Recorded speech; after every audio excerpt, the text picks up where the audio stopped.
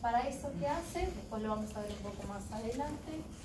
Le pasan una serie de...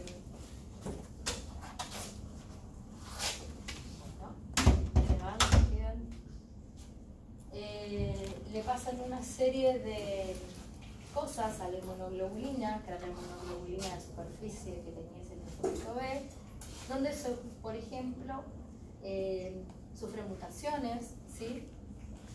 Que en teoría tienen que mejorar la especificidad de esa inmunoglobulina producida. Lo que pasa es que las mutaciones, después lo vamos a ver más adelante, pero las mutaciones son aleatorias. Entonces, la inmunoglobulina que tiene una cierta especificidad, si yo le introduzco mutaciones, puede ser que se mejore o que se empeore, ¿sí? Esa inmunoglobulina nueva, que yo no sé si es mejor o peor, nadie lo sabe, el linfocito la tiene que testear en el contexto del centro germinativo. Si es peor de la que era originalmente, esa célula va a apoptosis, y si es mejor, continúa el camino de maduración, ¿sí? Lo vamos a ver más adelante. ¿Hasta qué? Hasta encontrar una combinación que es la más perfecta posible para la lucha contra ese antígeno, ¿sí? Por eso yo tengo células dendríticas en el centro germinativo, que son las que están presentando ese antígeno, para que puedan ser probadas las distintas inmunoglobulinas que se están fabricando, digamos. Y así la célula, el linfocito B, el que mejor inmunoglobulina tenga o el que pase todos los tests, ¿sí? Que suceden en el centro germinativo, se va a convertir en una célula plasmática productora de anticuerpos, ¿sí? Y de ella vamos a tener las células de memoria, ¿sí? Las plasmáticas de memoria. Entonces, siempre recuerden, las plasmáticas de memoria, ¿sí? Van a ser derivadas de estas células plasmáticas y no de las de vida corta, ¿sí? Son distintas, ¿sí? Ya lo deberían saber, pero me parece que lo deberían saber. Bien. Y en cuanto a la ontogenia T, ¿sí? O a la maduración de los linfocitos T, ustedes saben que la producción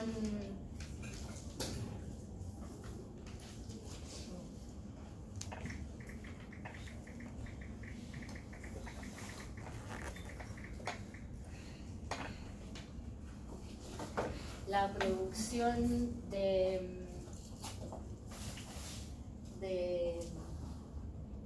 linfocitos T es en la médula y la maduración es en el timo, ¿sí? Entonces, en el timo, ¿sí? Yo los tengo como inmaduros doble negativos, ¿sí? O sea, no tienen ni CD4 ni CD8.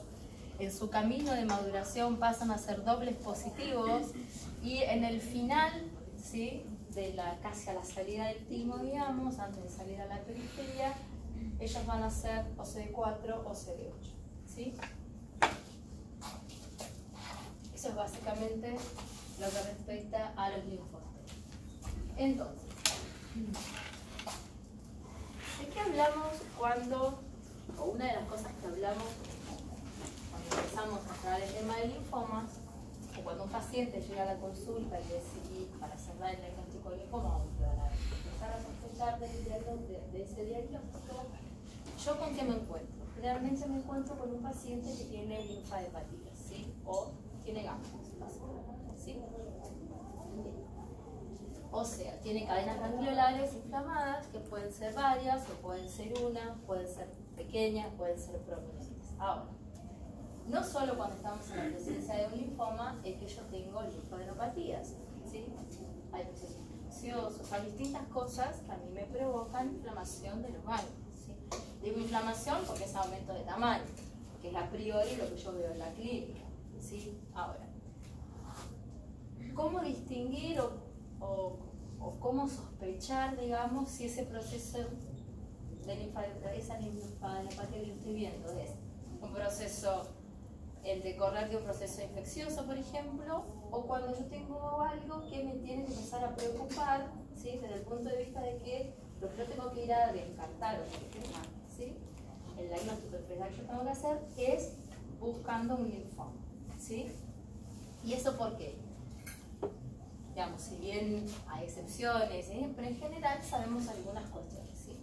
Generalmente las personas menores de 30 años, ¿sí? Todos los procesos ganglionares están más relacionados con procesos benignos, ¿sí? ¿Por qué? Porque en general, porque hay linfomas de la infancia, hay linfomas de la adolescencia y hay algunas cuestiones. En general los linfomas aparecen en personas de mayor edad, ¿sí? De 40, 45 años para arriba, ¿sí? En general, ¿sí? Bien. Entonces yo sé más o menos que de los menores de 30 años la mayoría son benignos y ahora los mayores de 50, ¿sí? La minoría son benignos, ¿sí?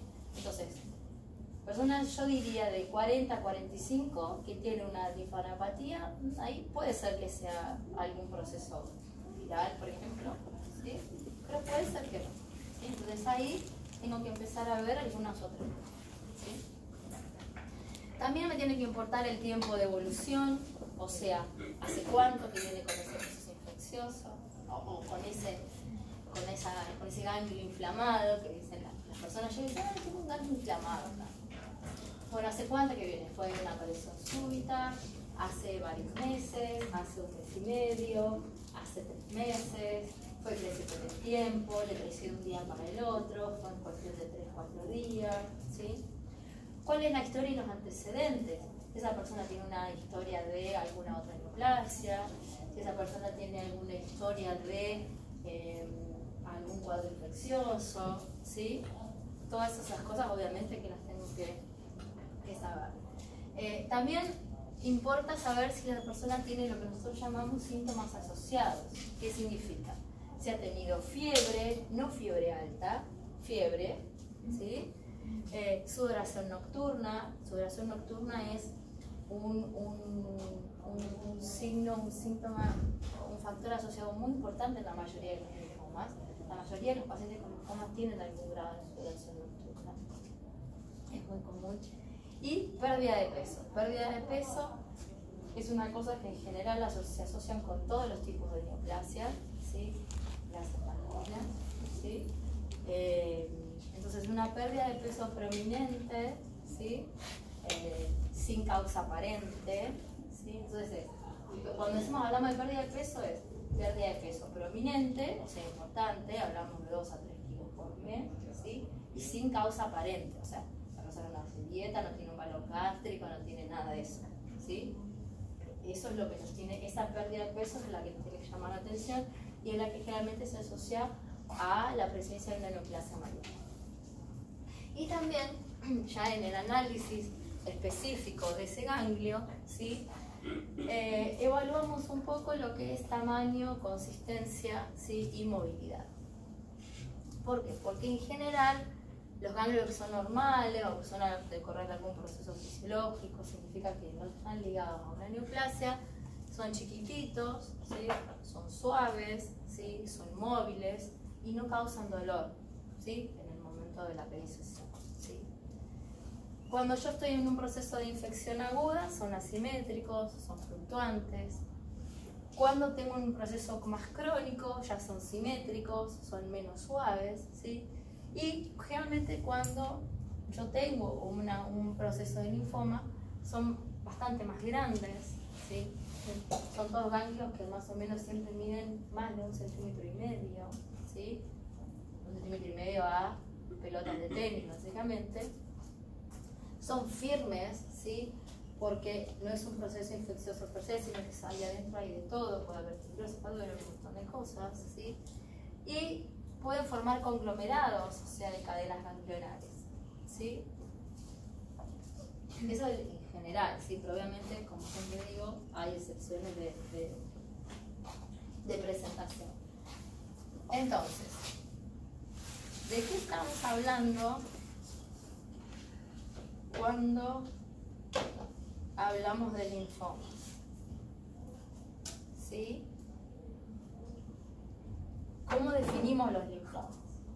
Esa que tienen ahí es la definición correcta de linfomas, ¿sí? El Robis les da una que es más o menos parecida, pero esa que está ahí es la definición correcta de lo que es un linfoma, ¿sí? Son neoplasias del sistema inmune que pueden ser derivadas de células B, T o NK, ¿sí? Que se caracterizan por la sustitución de lo que son las estructuras linfoides normales, ¿sí? Por células neoplásicas. O sea, en vez de tener las células normales que yo tengo en un ganglio, tengo células neoplásicas, ¿sí? Células estas, las neoplásicas, que están detenidas, ¿sí? O están bloqueadas en algún momento, ¿sí? Del proceso normal del desarrollo de la célula que le dirige, ¿sí?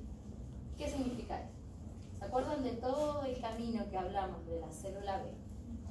Si alguna célula B se transformó, o sea, se magnificó en algún momento de ese camino porque algo le pasó, por ejemplo, sufrió una translocación, una mutación, lo que sea, la célula quedó parada en ese momento de su desarrollo, ¿sí? Y como a las células B uno conoce muy bien la ontogenia B, sabe qué moléculas se expresan al momento, sabe qué otras no expresa. En nuestro sistema inmune la célula B es una de las más estudiadas, entonces es la que más conocemos absolutamente todo su camino de desarrollo. Es así que nosotros podemos saber exactamente en qué lugar del proceso normal de diferenciación estaba la célula cuando se produjo la transformación, ¿sí? Cuando esa célula se hizo neoplásica, ¿sí? Ahora lo vamos a volver a refrescar. Entonces, otra cosa que tiene que ver con los linfomas, aparte de esa definición, ¿sí? Del bloqueo en alguna de las etapas normal que le estaba ocurriendo a ese linfocito B, en el caso de usted, ¿sí? Es que el crecimiento de los linfomas básicamente está restringido al compartimiento tisular. ¿Qué significa? Que es difícil que yo encuentre un linfoma circulante, ¿sí? Linfomas yo generalmente los encuentro en los compartimientos de tejidos, en ganglios, ¿sí? Que es cuando decimos que tienen presentación nodal, ¿sí? Porque están en los nódulos, en los ganglios. Ahora, ¿hay linfomas que aparecen en sitios extranodales? Sí, hay linfomas que también tienen, así como tienen presentación nodal, pueden tener presentación extranodal, ¿sí? Pueden aparecer en hígado, ¿sí? Pueden aparecer en mesenterio y no en los ganglios asociados, ¿sí? Pero, ¿sí? Generalmente los linfomas están confinados a los compartimientos de tejidos, ¿sí? ¿Eso para qué? Para marcar la contraparte con las leucemias, ¿sí? Que generalmente leucemia yo lo tengo circulante, tengo médula comprometida, ¿sí? En la mayoría de las veces, no en todas, y tengo células circulantes de la leucemia, ¿sí? La leucemia no está confinada y generalmente nunca está en los compartimentos de tejidos, ¿sí? En los compartimentos tisulares, ¿sí? Ahora, es verdad sí que yo de algunos linfomas tengo las variantes blastoides, ¿sí? Como lo tienen ahí, o las variantes leucemizadas, que es otro estadio que algunos linfomas tienen, ya cuando salen, ¿sí? De su compartimento de tejido y empiezan a ser circulantes, ¿sí? Una preguntita. Los blastoides, digamos, tienen capacidad también para dividirse y separarse y, digamos, circular, o también se confinan a los tejidos.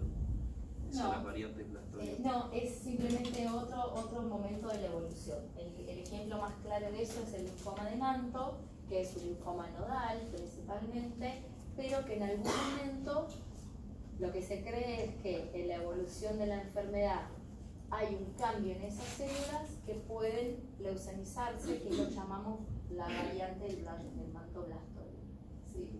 Es difícil cuando uno diagnostica un manto blastoide saber si es un manto blastoide primario, significa que apareció así, ¿sí? O que en realidad era un linfoma de manto que estaba en un nódulo y se fue transformando en el recorrer de un tiempo y evolucionó a una variante blastoide, ¿sí? Porque uno no tiene la historia del paciente. Si el paciente no viene antes, yo no puedo, ¿sí? No puedo hacer esa inferencia, ¿sí?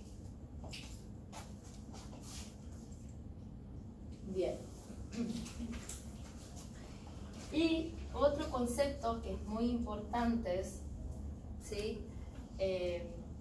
Con los linfomas, es que por más que comparten muchas características, ¿sí? Con muchas otras entidades oncohematológicas, como pueden ser las leucemias y demás, ¿sí? O las gamapatías o algunas otras cosas, los linfomas tienen características que les son propias, ¿sí? ¿Tanto para qué? Para hacer sus características biológicas, ¿sí? Características moleculares de las células, características de expresión de ciertas proteínas por parte de las células, que las utilizamos como criterio diagnóstico, ¿sí? Para yo poder decir de qué tipo de linfoma estamos hablando, ¿sí? Y para definición del compartimiento clínico patológico, ¿qué significa? De poder decir, bueno, va a este linfoma que tiene esta característica, va a responder mejor a esta terapéutica, por ejemplo, y tiene un pronóstico general favorable, desfavorable, intermedio, ¿sí? Bien. Ahora, como yo les dije, tenemos muchísimos tipos de linfomas, tenemos más tipos de linfoma B que de linfoma T, y un poco también lo dije al principio de la clase, la gran diversidad de linfomas que tenemos, ¿sí? Y no solo su variedad, sino de subtipos, ¿sí? Porque también tenemos diferencias morfológicas entre cada tipo, dentro de cada tipo de linfoma, ¿sí? Eso nada más nos muestra, digo nada más, pero en realidad es mucho, nos muestra lo cuán diverso es nuestro sistema inmune, ¿sí? Y la cantidad de cosas que le pasan a las células desde que son generadas en la médula ósea hasta que se transforman en células productoras de anticuerpos, por ejemplo, ¿sí? En células plasmáticas. Ese camino es muy largo, ¿sí? Al linfocito B le pasan muchísimas cosas en todo ese camino, ¿sí? Entonces, en principio pensamos que cualquier error en alguna partecita de ese camino que haga que esa célula inicie su camino a la transformación neoplásica, ¿sí? Es lo que me va a dar los diferentes tipos de linfomas, ¿sí? Si el error, vamos a poner, pensemos en una telomerasa, ocurrió en la médula, me va a dar un tipo de linfoma. Si ocurrió a mitad del camino del centro germinativo, me va a dar otro. Si ocurrió al final de su maduración del centro germinativo, me va a dar otro. Si ocurrió en la entrada del centro germinativo, me va a dar otro, ¿sí?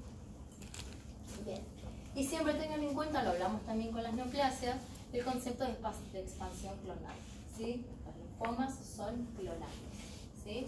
Los linfomas se originan de una única célula neoplásica transformada, ¿sí? Lo hablamos en el teórico de neoplasias y también sabemos el concepto de oligoclonalidad, que también lo discutimos en el teórico de neoplasias, cuando hablábamos de que a una neoplasia con el tiempo le pueden ir pasando cosas, y si bien yo tengo un precursor común, yo puedo tener diferentes poblaciones o diferentes clones, ¿sí?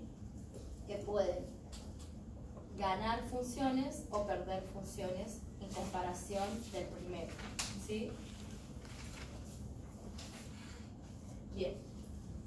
Esta es una tablita del año 2003, de la Real OMS 2002-2003. La clasificación de los linfomas por la OMS está siempre siendo corregida y actualizada. La última versión que tenemos es en 2016-2017, hace 2 años. Generalmente cada 4 o 3 años se va revisando. Siempre se colocan entidades provisorias, ¿sí? Hasta tener más datos clínicos y de investigación y de lo que sea, y después se decide si esa entidad que era considerada provisoria se deja como una subentidad o no, o se saca y se deja incorporada alguna otra entidad, ¿sí? Entonces, solo para que ustedes vean, ¿sí? En general, cuando hablamos de linfomas, bueno, ahí ya tienen, los B son los más frecuentes, ¿sí? Y son los tumores que corresponden a la contraparte neoplásica de las células B inmaduras, ¿sí? O maduras, ¿sí? Entonces, tenemos los que llamamos linfomas no Hodgkin, ¿sí? Y linfomas de Hodgkin. Entonces, del gran universo de linfomas, aparte de importarnos si son B, como las vienen acá arriba, o si son T o NK, ¿sí? De esos generan todas esas subtipos que están listados acá, que esta es la más compleja, no se las voy a mostrar como ya es en realidad, son los que llamamos linfomas no Hodgkin, ¿sí? ¿Por qué los llamamos linfomas no Hodgkin?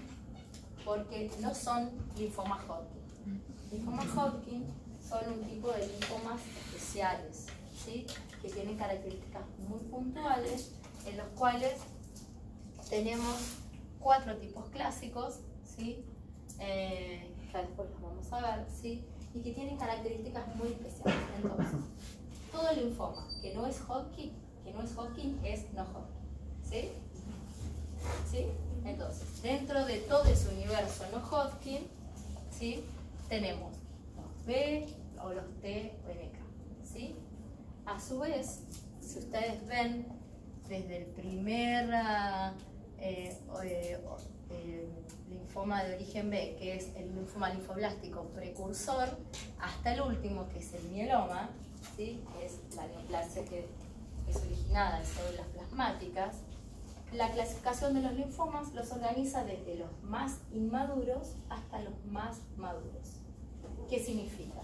Que la transformación maligna en el primero se dio en los precursores B que estaban allá en la médula ósea, y en el caso del mieloma, la transformación se dio en el momento en que esa célula era una célula plasmática productora de anticuerpos, que es el estadio final de inmaduración B, ¿sí? El mismo racional desde precursores inmaduros hasta maduros, ¿sí? Es el que tengo para los linfomas T, ¿sí? Eso hablando de linfomas no Hodgkin. ¿Está bien? Entonces, ¿qué sería ese porcentaje?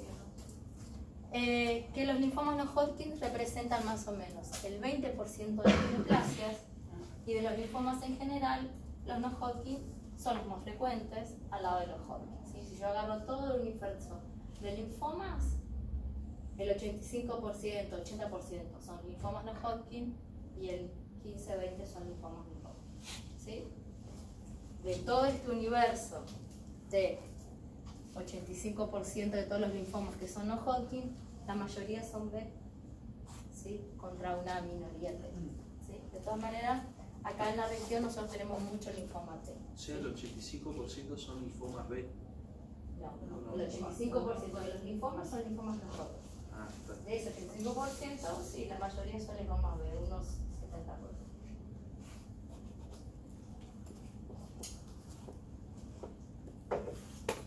Bien. Ahora, esa tablita estaba bastante resumida, ¿sí? Yo acá les traje, no los vamos a ver uno por uno, después nos vamos a focalizar sobre los más importantes, los más frecuentes, en realidad, para no quitarle importancia a los linfomas. Esta es la tabla del 2016, que es la última clasificación de linfomas que tenemos disponible por parte de la OMS. Entonces, tenemos todos los linfomas B de células maduras. Miren la cantidad que hay, ¿sí? Por ejemplo, hoy vamos a hablar en un momento específicamente del linfoma folicular, ¿sí? Del cual tenemos 2 subtipos que tienen asteriscos. Eso significa que esas entidades están todavía bajo revisión, ¿sí? Diagnóstica y biológica. Después tenemos el linfoma difuso, ¿sí? Que es el que más ha sufrido transformación, digamos, de su clasificación a lo largo de los últimos años, ¿sí? En los cuales tenemos el subtipo no, que significa no específico, que tenemos 2 subtipos histológicos, pero también tenemos el linfoma de células grandes B rico en T, el primario del sistema nervioso central, que antes era considerado un linfoma difuso y hoy es una categoría diferente. Lo mismo para el linfoma primario cutáneo, lo mismo para el linfoma difuso sin tipo especial, pero que tiene Epstein-Barr positivo. O sea, hasta hace 8 años atrás hablábamos de un solo tipo de linfoma difuso de células grandes B. Hoy, dentro de ese tipo de linfoma, tenemos más o menos unas 8 subentidades, ¿sí? ¿Y eso por qué? Porque cuando empezamos a estudiar linfomas difusos hace mucho tiempo, ¿sí? Se definían cuáles eran las mejores terapias y se veía que el comportamiento clínico de los pacientes, ¿sí? Era muy distinto, ¿sí? Entonces, los que trabajamos con ese linfoma hace mucho decíamos, bueno, esto es una gran bolsa de gatos, ¿sí? Es muy heterogéneo, hay de todo acá adentro. Pero hasta ese momento, la tecnología, los marcadores, la biología molecular, los arrays y demás, no estaban disponibles en todos los lugares, ¿sí? Entonces, cuando cada vez más investigaciones se hicieron, se vio que hasta en ese momento era un grupo de linfoma, en realidad eran varios subentidades, que así con el tiempo se fueron identificando cosas y se pudieron ir reclasificando, ¿sí? Entonces hoy, por eso tenemos, ¿sí? 1, 2, 3, 4, 5, 6, 7 grandes grupos, ¿sí? De linfomas difusos, que hace unos, ya les digo, 8 o 10 años atrás, era uno solo, ¿sí? Bien. Una cosa un poco parecida con los linfomas T, ¿sí? Solo que mucho menor, ¿sí? Y después los linfomas de Hodgkin, que el linfoma de Hodgkin no cambia, ¿sí? Yo tengo dentro de lo que consideramos el Hodgkin clásico, tengo los 4 subtipos, ¿sí? Que son los más frecuentes, que son los que más adelante vamos a ver también. Y después tenemos los que tienen que ver con células dendríticas, que son rarísimos, y los que hablamos y los que clasificamos como desórdenes linfoproliferativos post-trasplantes o PTLDs, que eso tiene que ver solo y exclusivamente con pacientes que han sufrido un trasplante de médula ósea halogénico. ¿Qué significa halogénico? Es con una médula de un donante, ¿sí? Bien, entonces, esta es una tablita del Robbins, ¿sí? Que yo les traje como para empezar a hablar más específicamente de los tipos de linfoma. ¿Qué es lo que nos muestra las diferencias básicas, ¿sí? Entre lo que son los linfomas, los 4 subtipos de linfoma Hodgkin clásico y los que consideramos linfomas no Hodgkin, ¿sí? Entonces, los linfomas de Hodgkin generalmente, ¿sí? Están localizados en un solo grupo ganglionar, decimos, o el cervical, o el mediastínico, o el paraórtico, ¿sí? Afectan a una sola cadena ganglionar. Y los linfomas no Hodgkin podemos tener afección de múltiples cadenas ganglionares, ¿sí? O sea, ¿qué significa eso? Que el paciente puede ir a la consulta por un ganglio cervical, pero después cuando yo le hago un PET, que es uno de los estudios de estadiamiento que se hace en un trasplante, yo veo que en realidad encienden, que eso es lo que muestra el PET, ganglios por todos lados, inguinales, diastínico, axilar, de todos lados. Bien. La característica que tiene el linfoma de Hodgkin es que tiene una dispersión ordenada por contigüidad. ¿Qué significa? Que de donde empieza, yo sé cuál es la próxima cadena ganglionar o cuál va a ser el próximo sitio de afectación, porque el linfoma de Hodgkin es muy previsible y muy ordenado en su clínica desde ese punto de vista, lo cual es una ventaja enorme porque yo ya sé dónde tengo que ir a mirar para ver si ya está afectado o no y dónde tengo que cuidar y dónde tengo que hacer el seguimiento primario en los pacientes. Entonces, lo que decimos es que el linfoma de Hodgkin es muy predecible desde ese punto de vista clínico. No es lo que pasa con los no Hodgkin. Con los Hodgkin puede tener un ganglio acá y después me puede aparecer un inguinal o en un mesentérico o infiltrar médula, por ejemplo, ¿sí?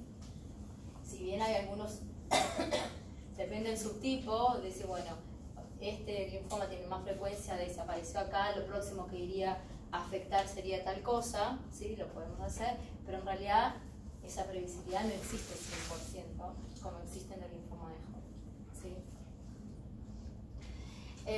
Otra característica es que mesentéricos y anillo de Waldeyer raramente se afectan, ¿sí? Caso contrario a los no Hodgkin, frecuentemente los tenemos afectados, ¿sí?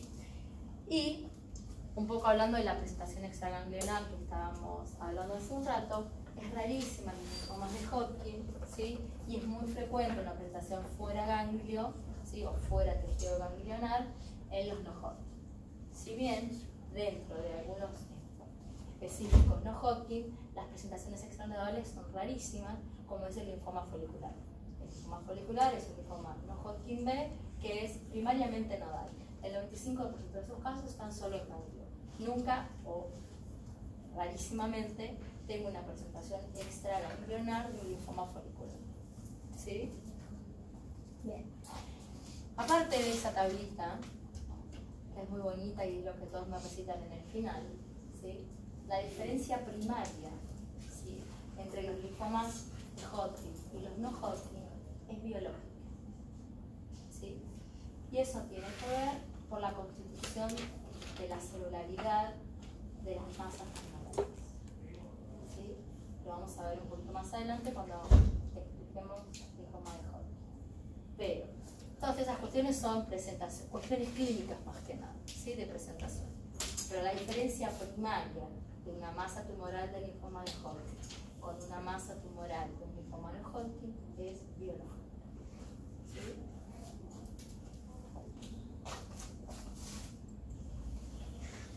Bien. Entonces, toda esta clasificación que vimos anteriormente, el linfoma Hodgkin, no Hodgkin, no Hodgkin B, no Hodgkin T, y cada uno de los subtipos de linfomas B, de linfomas T, nos dice que cada una de esas entidades es un linfoma diferente, ¿sí? Si bien son todos linfomas, son todos distintos, ¿sí? Cada una tiene características morfológicas, características inmunofenotípicas, ¿sí?, características genéticas o moleculares, como las quieran llamar, de presentación clínica, de progresión. Todo es individual para cada subtipo. Por ejemplo, un linfoma folicular no tiene nada que ver con un linfoma difuso, que no tiene nada que ver con un linfoma de Burkitt, ni con un linfocito de células pequeñas o con un linfoma de Hodgkin. ¿Son todos linfomas? Sí. ¿Son todas las células B? Sí. Son todos distintos. ¿Sí? Bien.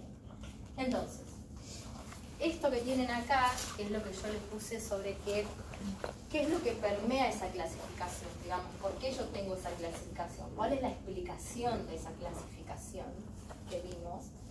Es lo que yo les conté hace un rato, que el linfoma, todos esos linfomas, mantienen, ¿sí?, las características moleculares, celulares, de expresión de la célula que le dio origen en el momento en que estaba, ¿sí?, en el momento que ocurrió la transformación maligna. Entonces es como una huella, ¿sí? Entonces, cuando yo estudio todas las características del linfoma folicular, yo puedo saber en qué momento estaba ese linfocito B de su maduración normal o de su ontogenia B normal, para decir, bueno, este linfocito estaba en este lugar de la transformación, en este lugar de su proceso normal, cuando algo le pasó a la célula y se transformó. Por eso yo tengo un linfoma folicular, ¿sí? Del linfoma de Burkitt yo sé que estaba en otro momento el linfocito B que se transformó. Del mieloma yo sé que estaba en otro momento, porque todas queda la huella molecular, decimos, la huella de expresión, todas las características de la célula se mantienen. Es como que la célula se bloquea, ¿sí?, y queda en stand-by en el momento en que se produjo la transformación, ¿sí? Es por eso que de la mayoría, no de todos, pero estudiando todas esas características, en la mayoría de los linfomas podemos hacer este paralelismo, ¿sí?, de en qué momento estaba esa célula en su momento normal cuando la transformación maligna se produce, ¿sí? Eso es muy importante que lo entiendan, ¿sí?, porque eso es lo que nos va a permitir entender los linfomas. Por eso yo al principio de la clase les dije, es muy importante que ustedes por lo menos se acuerden a grandes rasgos qué es lo que le pasa de una manera normal a un linfocito B o un linfocito T, ¿sí? Porque después la clasificación de los linfomas y el entendimiento de los linfomas se desprende de eso, de la normalidad, ¿sí? Bien, entonces, acá tienen más o menos un poco lo que vimos al inicio de lo que le pasa a un linfocito B normal, ¿sí? Tengo los precursores que están en la médula, hay recombinación de los genes B de la inmunoglobulina, así sale a la superficie como una célula B naive. Algunos que no rearreglan bien su inmunoglobulina son mandados a apoptosis. Cuando esta célula B naive reconoce un antígeno, empieza su proceso de maduración para la producción de la inmunoglobulina, ¿sí? Entonces entra a lo que llamamos centro germinativo, o forma, uno dice entra porque uno lo visualiza como un espacio, pero en realidad forma lo que llamamos centros germinativos. ¿Por qué se llama centros germinativos? Porque las células germinan. Básicamente hacen muchas más copias de ellas mismas. O sea, ahí en el centro germinativo haría la acción clonal. Sí, exactamente. Entonces, lo que yo empiezo es con esta célula B que fue activada, ¿sí? Decimos que la primera etapa es la zona oscura del centro germinativo, donde hay una expansión clonal, o sea, la célula hace muchísimas copias de ella misma, y a esas muchísimas copias de ella misma, al gen de la inmunoglobulina, que es el gen que más le importa en los linfocitos B, porque la función primaria de ellos es la producción de anticuerpos, le pasan un montón de cosas, ¿sí? Entre ellos, un fenómeno que es el más preponderante del centro germinativo, que es el que llamamos hipermutación somática, que es el que introduce mutaciones puntuales en algunos lugares de la inmunoglobulina que conectan con el antígeno. Como les dije hace un rato también, eso es al azar, entonces puede ser que mejore o que empeore esa inmunoglobulina. Si esa inmunoglobulina empeora, ese clon o esa célula es enviada a apoptosis, ¿sí? Porque todo eso se censa en el contexto del centro germinativo, como porque hay células dendríticas presentadoras del antígeno, ¿sí? Entonces, las que reconocen bien ese antígeno con una alta eficiencia y tienen poder de activar mucho esa célula B para que produzca muchas copias del anticuerpo, siguen su camino.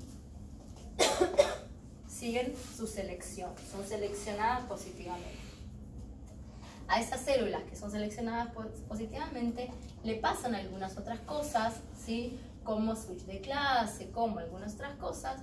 Esas células se diferencian, ¿sí? Maduran un poco más, y es ahí que después salen o terminan esa formación o ese pasaje por la estructura del centro germinativo y se transforman en células plasmáticas productoras de anticuerpos o las células B de memoria reales. ¿Sí? Bien. Eso es lo que pasa en la normalidad. ¿Sí? Bien, entonces, esto es más un poco de lo mismo, como venimos diciendo que en cada una de esas etapas, en cada una de estas, la célula le pasan diferentes cosas y tiene expresión de distintas o cuales proteínas, tiene algunas características moleculares diferentes, ¿sí? Esta célula no es igual que esta, no es igual que esta, no es igual que esta, no es igual que esta, no es igual que esta, ni esta, ni esta, ni esta, ¿sí? Cada etapa me va marcando por un proceso de maduración del linfocito B, que es conocido. Entonces, por eso, y como venimos diciendo, que cuando hay una transformación maligna, la célula queda como congelada con esas características, es que yo puedo entonces, lo que les venía diciendo hace un rato, inferir en qué momento estaba esa célula cuando se produjo la transformación maligna. Entonces, por ejemplo, yo sé que lo que llamamos linfoma linfoblástico de precursores B, la célula estaba en este estadio de maduración dentro de la médula ósea. El mieloma múltiple es de célula plasmática, productora de anticuerpos. ¿Ven? Ya salió del centro germinativo, ¿sí? El linfoma de manto estaba casi en la periferia del centro germinativo. El linfoma folicular, el linfoma de Burkitt, el linfoma difuso y hasta el linfoma de Hodgkin estaban como en el centro, ¿sí? De la estructura del centro germinativo, ¿sí? De todas maneras, hay un grupo de linfomas difusos de células grandes B que están como en la zona más marginal, ¿sí? Del centro germinativo, ¿sí? ¿Está bien? Y lo mismo para los linfomas T, ¿sí? ¿Me siguen? Sí. Bien. Y acá es el mismo esquema que estábamos viendo recién, solo que con un dibujo que es mío, el libro mío. Entonces, al dibujo normal, ¿sí?, que vimos anteriormente, tenemos las contrapartes neoplásicas, ¿sí?, que son las células azules, ¿sí?, que parecen flores, pero son células, son linfocitos autónomos, ¿sí? Bien. Entonces, ahí tienen algunos de los marcadores genéticos y inmunofenotípicos que conocemos. Entonces yo sé que las células que estaban en el precentro germinativo, o sea, ya saliendo de la médula, prácticamente en la médula, que son las células VENA-I y algunas de manto, yo sé que tienen inmunoglobulinas rearregladas, no tienen signos de hipermutación somática, son CD19 positivo, CD5 positivo, CD23 positivo, CD19 positivo, CD5, CD23 negativos. Ahora, las células foliculares, ¿sí?, que son centrocitos y centroblastos que están en el medio del centro germinativo, yo sé que también tienen los genes inmunoglobulinas rearreglados, pero tienen hipermutación somática y ya no son CD5 positivos, son CD5 negativos, son CD10 positivos y claramente siguen siendo CD19 positivos porque son células B, ¿sí?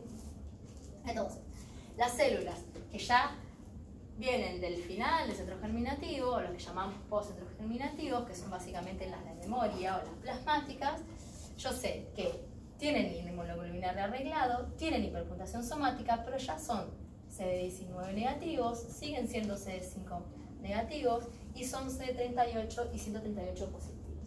Esos son algunos de los marcadores, porque tenemos miles, ¿sí? Por eso es posible definir cuál era el momento exacto de la maduración del linfocito, ¿sí? Bien. Ahora, hay otro concepto que es muy importante.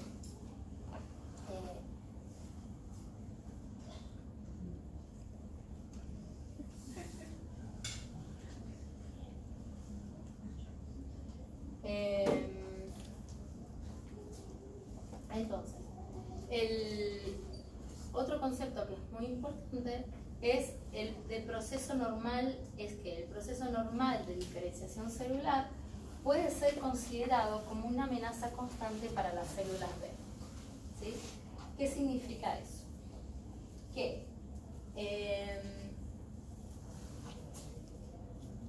todas las cosas, o todo el proceso normal de la autogenia B, ¿sí?, en realidad, si bien es normal, en algún punto podemos considerar que amenaza todo el tiempo a las células B. ¿Por qué? Porque las somete a un montón de procesos en donde errores pueden producirse, ¿sí?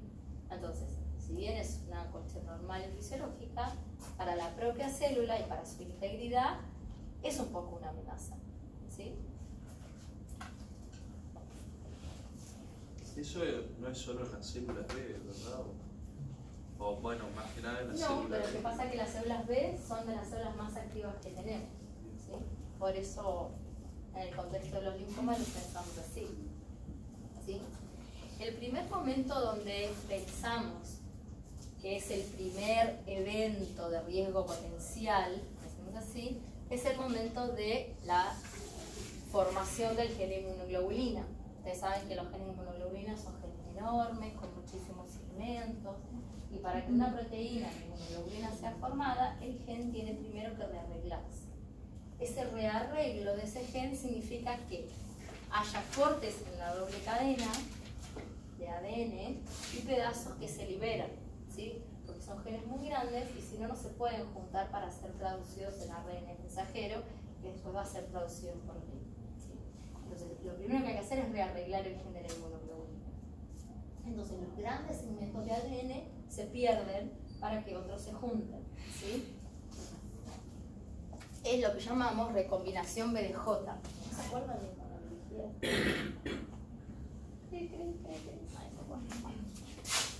Ya lo deberían saber, porque es inmunología básica. Bien.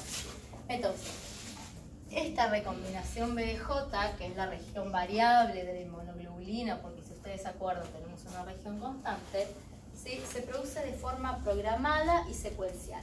¿Qué significa eso?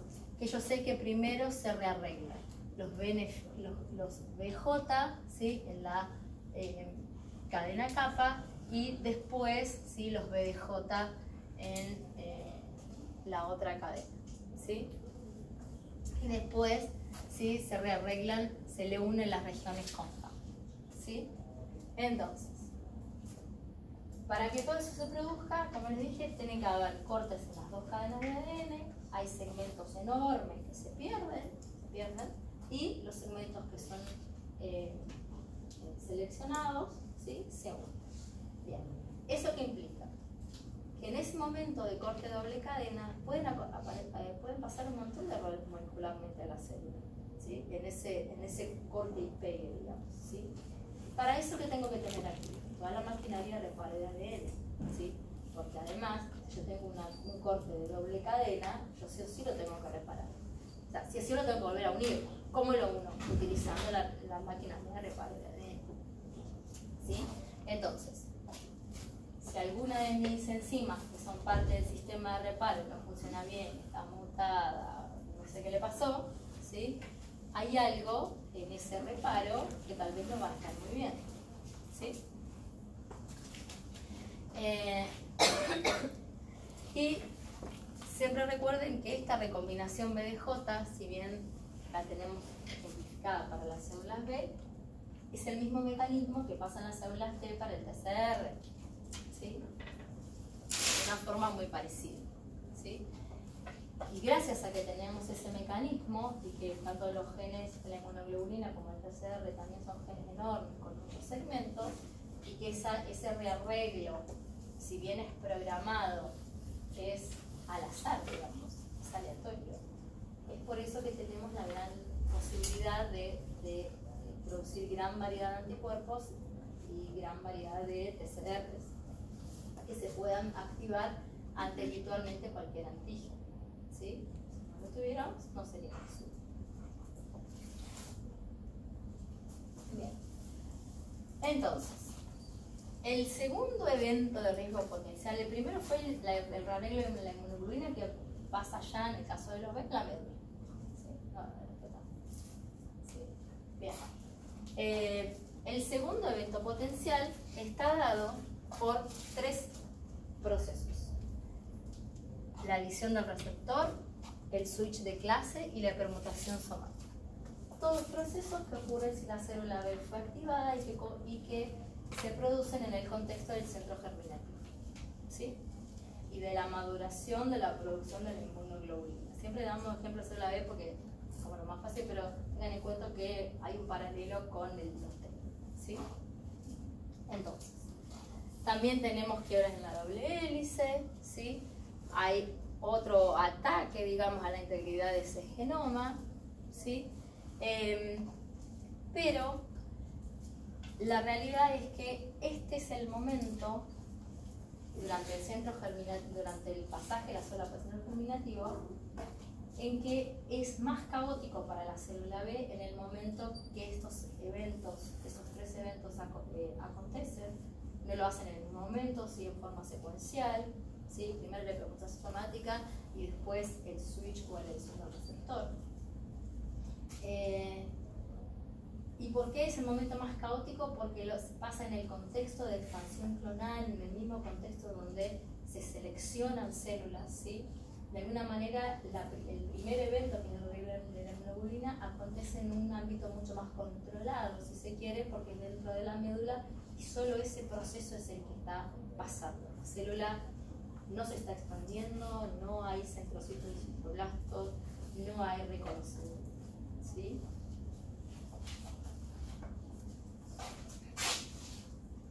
Bien, entonces, ¿qué es lo que puede pasar? O sea, ¿qué tipo de errores pueden pasar? Bueno, generalmente son mutaciones, ¿sí? O son pérdidas de fragmentos, ¿sí? Generalmente lo hacen en genes que están muy activos, ¿sí? También en el contexto del centro germinativo. ¿Sí? ¿Qué significa? Genes que se están expresando, ¿sí? En el mismo momento que la inmunoglobulina está siendo modificada, ¿sí? Hay muchísimos genes que están activos en ese momento, pero los más importantes o los que más frecuentemente vemos alterados en los linfocitos linfomas, porque están siendo muy expresos en ese momento, ese centro germinativo, son el gen MYC, que es una tirosininquinasa, el gen BCL2, ¿sí? Que es proapoptótico, ¿sí? Y algunos genes como PML rara, MLL, ¿sí? Que son de factores de transcripción. Entonces, en el mismo momento que el centro germinativo, la inmunoglobulina, está siendo mejorada, yo tengo un montonazo de genes siendo transcriptos, ¿sí? Que pueden ser afectados en ese gran combo de cosas que está pasando por cuenta de la inmunoglobulina del linfocito B, ¿sí? Entonces puede haber errores en todos estos genes que decimos que están abiertos porque están siendo transcritos, ¿sí? Y de hecho, el MYC, el BCL2, son genes que están mutados en un montón de tipos de linfomas, ¿sí? Bien. Entonces, como yo les dije, algunas de esas modificaciones pueden ser mutaciones puntuales, ¿sí? Cambio de base, o pueden ser escisión de segmentos, o sea, un pedazo de un cromosoma que se fue, o de un gen que se perdió, o lo que muy frecuentemente pasa en los linfomas son traslocaciones. ¿Qué significa? Segmentos de cromosomas y los genes, ¿sí? Que se intercambian, ¿sí? ¿Por qué? Porque como está haciendo todo transcripto en el mismo momento, puede ser que algo pase, ¿sí? En todo ese proceso y haya translocación génica, ¿sí?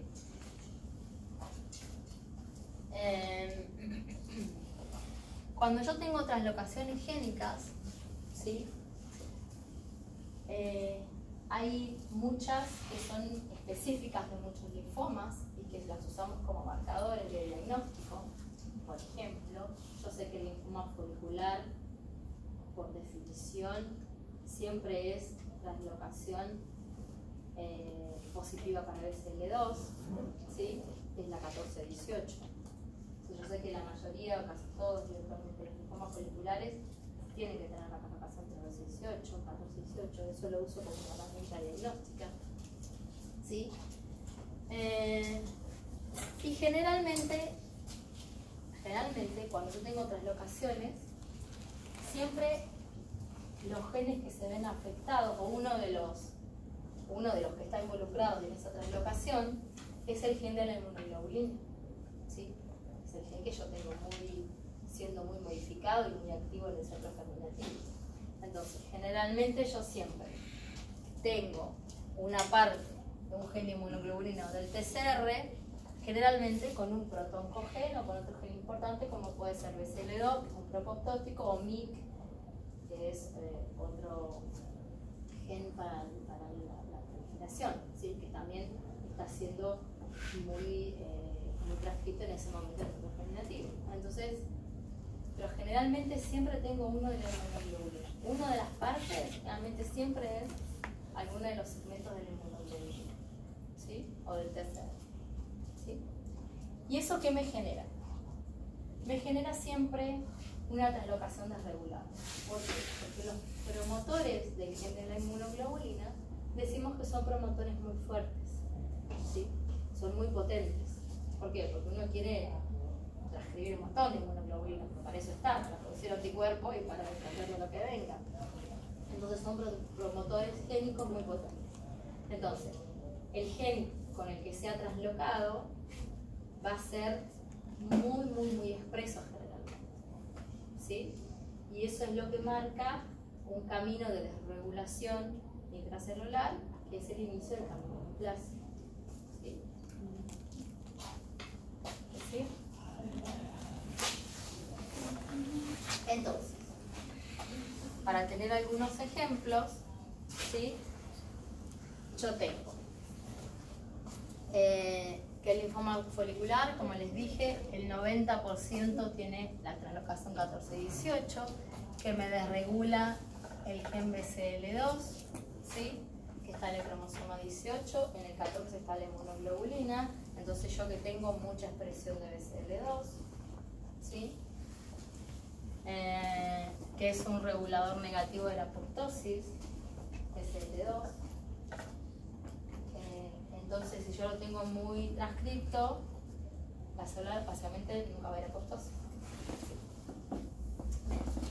En el linfoma de manto, yo sé que la gran mayoría de los casos tiene la translocación 11-14, que involucra a la ciclina de 1, básicamente. El linfoma folicular, sé que tiene deleciones o translocaciones del cromosoma 3, que es donde está la proteína BCL6, aunque también tiene algunas otras. La translocación del Burkitt, que es la 8-14, que me involucra el gen de la inmunoglobulina con el MYC, ¿sí? Y así, acá hay algunos. Pero para muchos linfomas tenemos generalmente una que es la más frecuente y después podemos tener otras presentes. ¿Sí?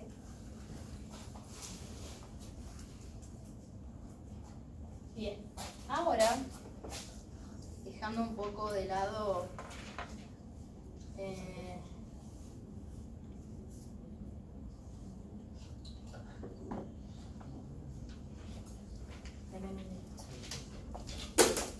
chao. No se me va, no se me va. Tengo que llamar.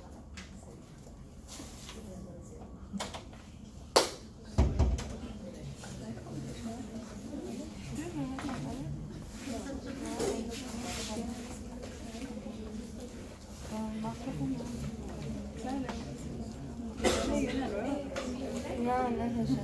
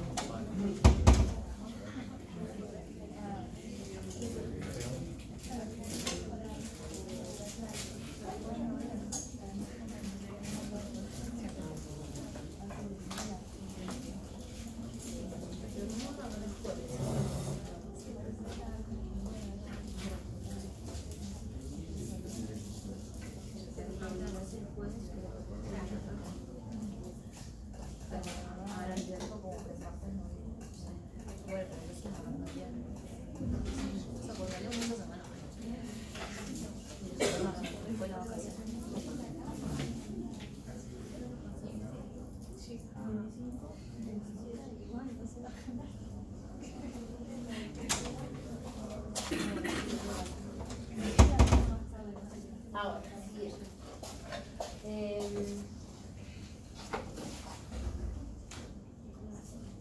Cuando hablamos de linfomas, ¿sí?, de neoplasias en general, ustedes saben que